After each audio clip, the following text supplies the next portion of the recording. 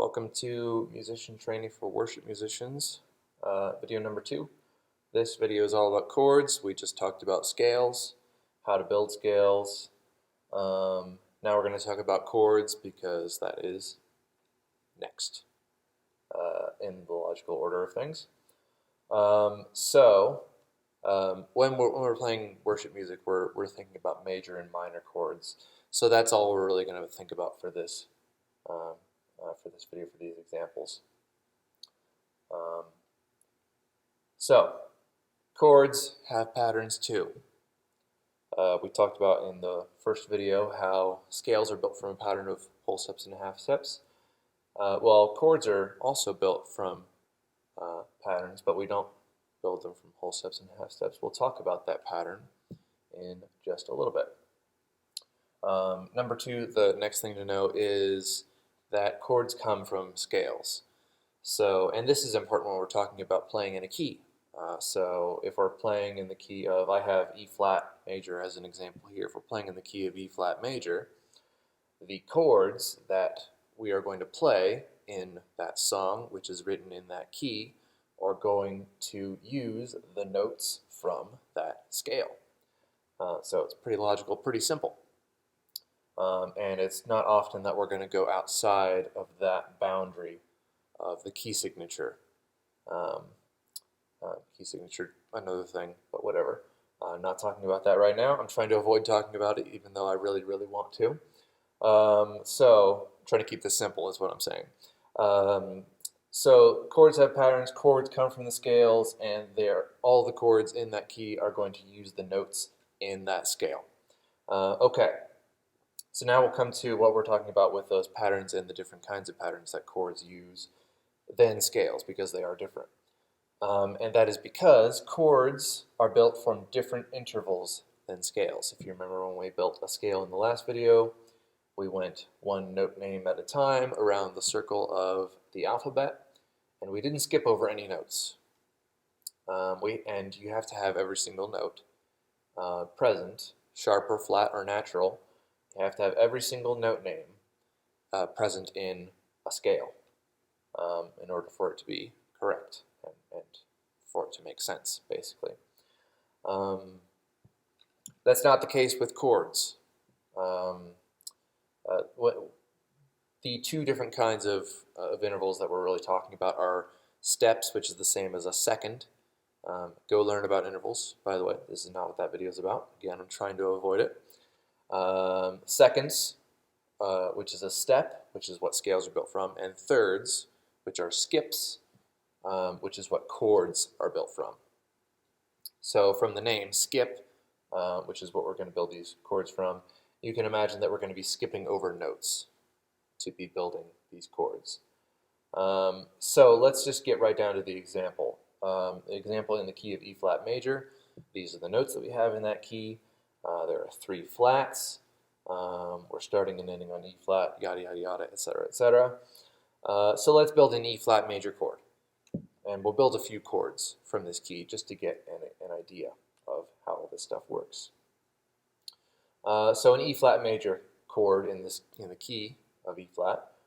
Well, we're building an E flat chord, so the first note, which is the root note of that chord, is going to be E flat. And we use skips, the interval of a third, to build chords, which means we're going to have to skip over the note after E flat, and then we're going to use the next note after it. So we're skipping over F. The next note of the chord is G, which is the third note.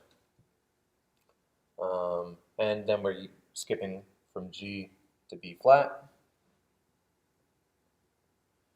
And there we have the notes of the E flat major chord. E flat, G, B flat. Root, third, fifth. Okay, now the root note of the chord is the same as the root note of the scale. And in this case, it's going to be a little bit different because we're going to build a couple different chords. The third of the chord is also the third note of the scale, and the fifth of the chord is also the fifth of the scale. This is not always the case, as we will see in just a second. before I erase that. So why is that? We'll see. Hopefully it'll be clear in just a second. But this third and fifth, don't think of it as being the third and the fifth note of the scale, even though they are in this case. Think of it as being the third note from or after the root note, and the fifth note after the root note within the scale. So the third note from E flat within the E flat major scale is G. The fifth note from the root note E flat within the E flat major scale is B flat. And that's where root, third, and fifth, that's how you can think about it. Think about it to make it really simple for you. So let's build another chord. Let's build an F chord, since that's the next chord in the scale. So the root note of our chord, our F chord, is going to be F. And this is going to be a minor chord, by the way. So we skip over G, A flat is our next note. And we skip over B flat, C is our fifth note.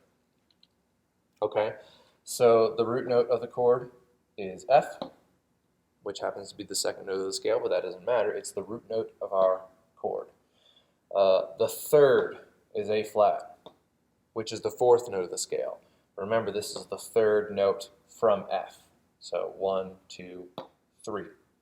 A flat is the third note. Third note after F is probably the best way to accurately describe that. And then C is the fifth note after F. 1, 2, 3, 4, 5. C. Root, third, fifth.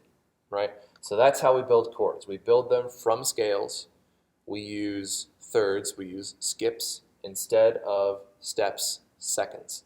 We use steps to build scales. We use skips to build chords. Let's build one more final chord. And again, there's going to be resources in the description of this video for you to learn all of your chords. The first thing you have to know before you can learn your chords is really you have to learn your scales, because the chords come from the scales. So you have to know the scales first. All 15 of them. Don't skimp them. Okay, let's build a B flat chord just because I think it'll be interesting. So the root note is going to be B flat. The third note after B flat is D. And then we run out of room there, but that's okay because we're back to E flat, which is the first note. We are skipping over that note, and then F is our fifth note. And this is how the musical alphabet works like a circle. It works like a cycle. The scale is the same way. It's a cycle. It goes around and around and around. You don't have just one octave, which is to say going from the root note to the root note one time on any instrument, at least on most instruments that we use in worship music anyway. You have a few octaves to work with, especially on the piano, especially on the guitar, on the bass, etc., etc. So this cycle will repeat itself multiple times on your instrument, is what I'm saying. And you'll want to be familiar with how that works for every single key and for all the chords that work with it.